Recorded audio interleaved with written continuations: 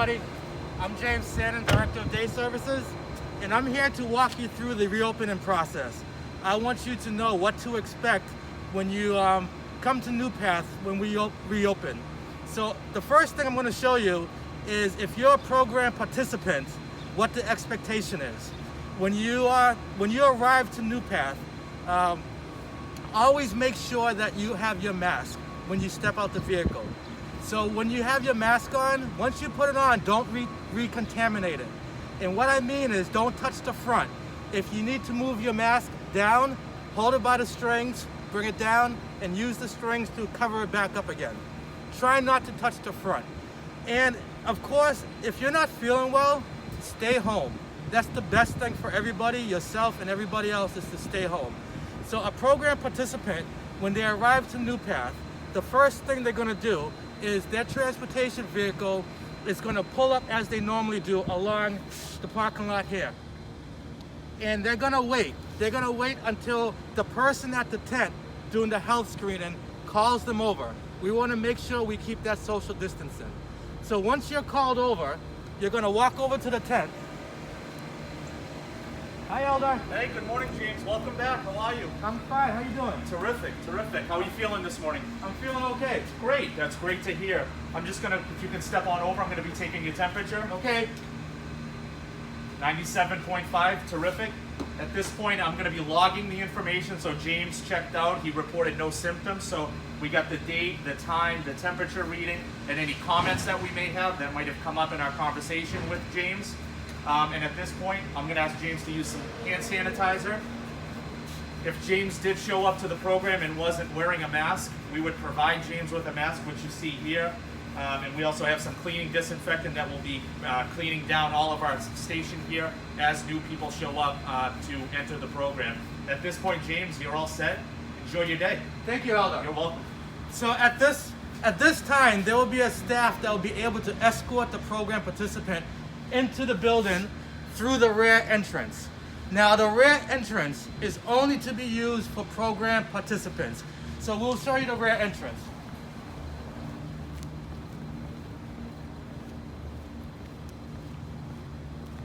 So over here, the program participants will enter the facility. And employees must use the front entrance. All employees, unless you're escorting an individual to the program, all employees must use the front entrance. So we're going to go over to the front entrance now.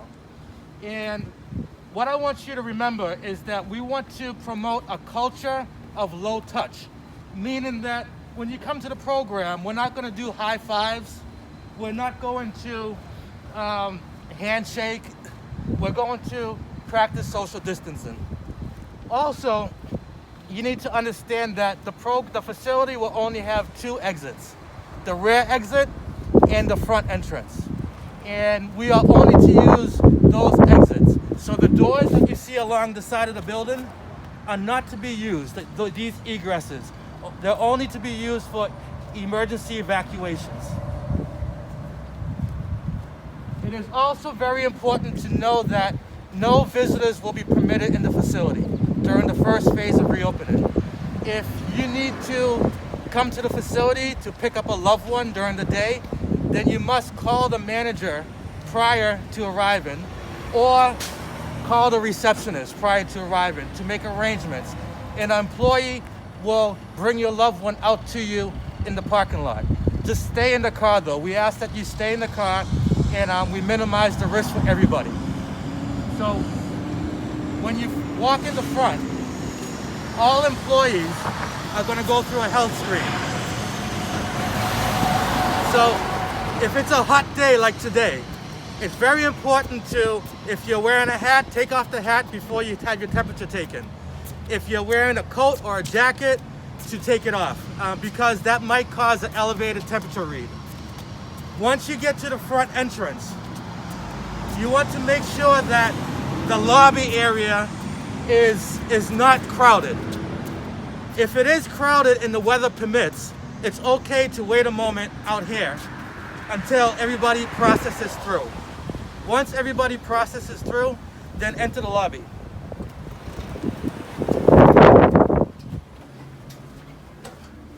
Once you enter the lobby as an employee, you'll be required to do your health screening. And you will do that at the receptionist desk. So over here, we have a sanitation station set up, and we have the login set up. So as an employee, I would come in, take my own temperature with the touchless thermometer, excuse me. And you put it close to your forehead, hold the button. Once you hear that beep, it's ready. 98.6, perfect. You would then log in the date, the time, your name.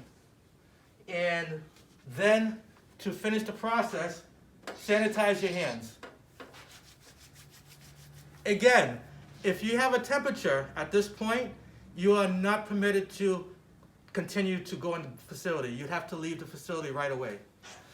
Once you clear the health screening, we ask that you do not walk around the facility to visit people, that you just go straight to your business. And you also respect the guidelines. Each of the program areas have an occupancy limit. And the occupancy limit is posted outside of each of the program areas. The public areas, they are all marked by arrows. And please follow that flow. So as we proceed to the program, I'm going to bring you to Matt Johnson, who is going to talk to you more about room occupancy and the flow. Hi everyone. I'm going to take you through some of the program areas to kind of give you a sense of what the occupancy is. So when you return to programming, you'll have an idea of some of the changes that have taken place. You'll see that each one of the program rooms has a sign that identifies the occupancy for the room. We're using the guideline of 113 square feet per person, and that is something that we are going to stick to and really provides more social distancing within the program spaces. This is Janet's art room. Janet does a wonderful job with her art classes. She provides opportunities for people to be creative, to participate in their own work, and to really find opportunities to, do that artwork in a way that's meaningful to them. People love to attend Janet's art class.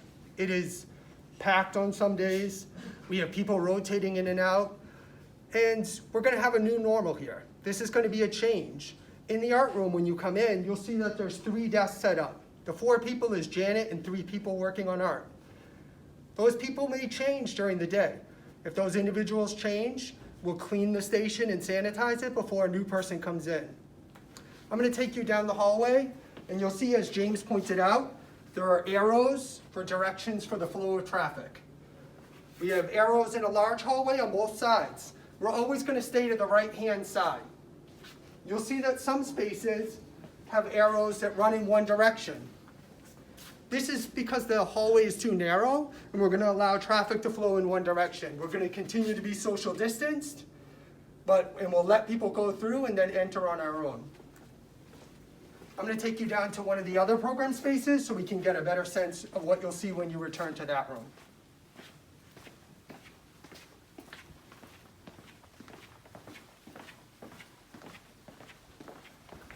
This is our whole life studio. As you'll see, there's an occupancy on the wall. Again, it's 8 people. So this is identified as 8 people and a staff.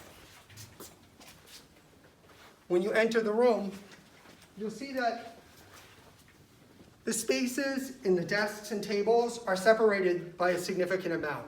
This is about 12 feet per person.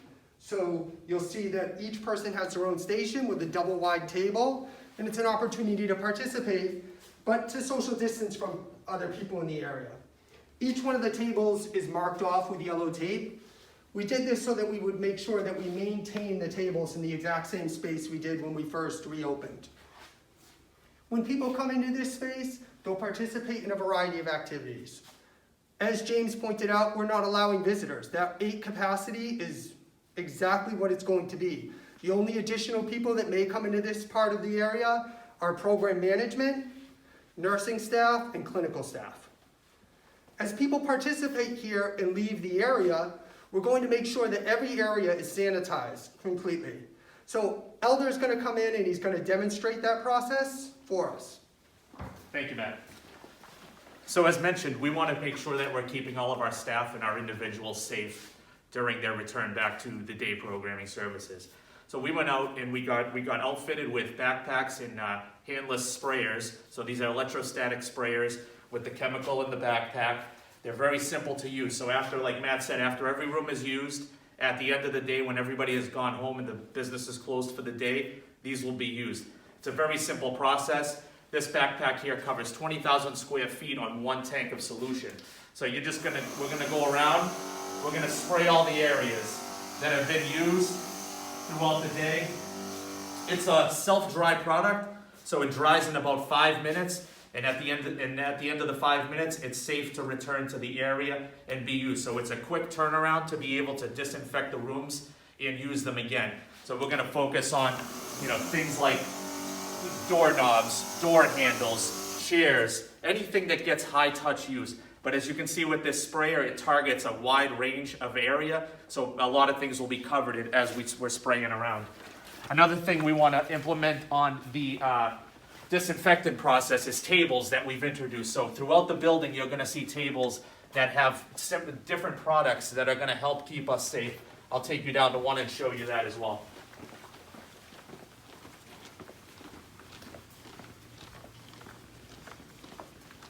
So we have multiple stations set up throughout the building. So some on the first floor, some on the second floor. These include touchless hand sanitizers, as well as a similar to spray to what we have in the backpack here. So these are safe to be sprayed on any surface. You can use them on our computers. You can use them on our microwaves. Self-dry spray, we're spraying around. We're letting it dry, and then that surface will be ready to be used again. Thank you. Thank you, Elder. So to close this out, we expect that everybody be responsible and do their part. This isn't going to work if you don't do your part. It's an awful situation with the pandemic, and we want everybody to be as safe as possible. So practice social distancing, wear your mask, stay home if you feel ill, and respect the occupancies. Thank you, everybody.